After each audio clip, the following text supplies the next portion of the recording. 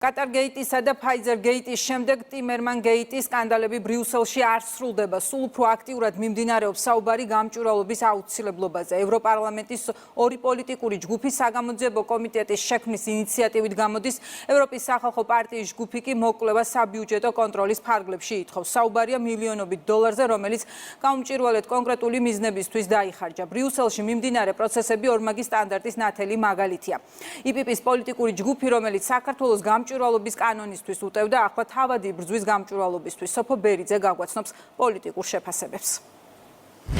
ახლა თბილისი მზად არის ბრიუსელს საკუთარი გამოცდილება გაუზიაროს, როგორ ებრძოლოს გაუმჭვირვალობასთან დაკავშირებულ საკითხებს. მმართველი პარტია ამბობს, რომ საქართველოსთვის მნიშვნელოვანია გამჭვირვალობა ყველგან და მთავარია გამჭვირვალობა ორგანიზაციაში, რომლის წევრობაც ჩვენი ქვეყნის მთავარი ამოცანაა. ქართული ოცნების წევრები ამბობენ, რომ პრობლემის იგნორირება გამოსავალი არ არის და რომ აუცილებელია ქვეყნებმა ამ პრობლემას ებრძოლონ და შესაბამისად მოიქცა საქართველოც, როგორც მმართველი პარტია ამბობს, როდესაც შესაბამისი კანონი მიიღო.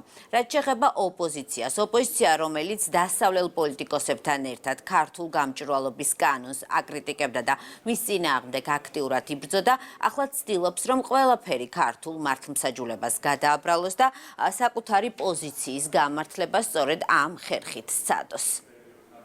როდესაც ევროპარლამენტში, ევროპულ სახელმწიფოში ამას ითხოვენ, ერთი რამ არის გარანტირებული. ნებისმიერ ორგანიზაციას, რომელსაც შეიძლება ეს შეეხოს, დარწმუნებული ვარ, რომ გარანტირებული აქვს სამართლიანი სასამართლოს იმხლება. ამ ქვეყანაში სასამართლოში კიდევ მის უხარდა გინდა. პრობლემა მალა თავისთავად, მაგრამ ვერ დამალა საბოლოო ჯამში. პრობლემის იგნორირება არ არის გამოსავალი, აუცილებელია, რომ ამ პრობლემას თავიდანვე გაუსწოროს ყველა მთვალი.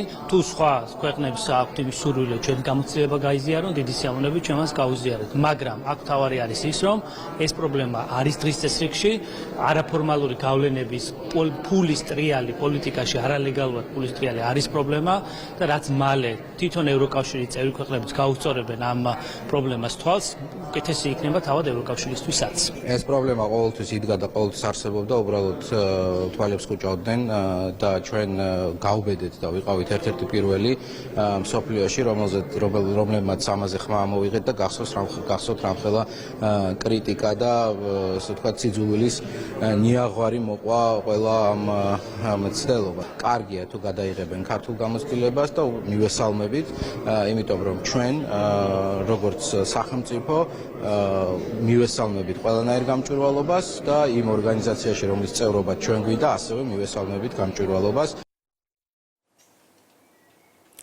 ევროპელი დეპუტატები არასამთავრობო ორგანიზაციების ფარული პოლიტიკური გავლენების მხილების მიზნით ევროპარლამენტში საგამოძიებო კომიტეტის შექმნას ითხოვენ. საქმე ეხება ევროკავშირში მიმდინარე მორიგ სკანდალს, ეს ბევრი სხვა სკანდალის გაგრძელებაც შეიძლება ჩაითვალოს.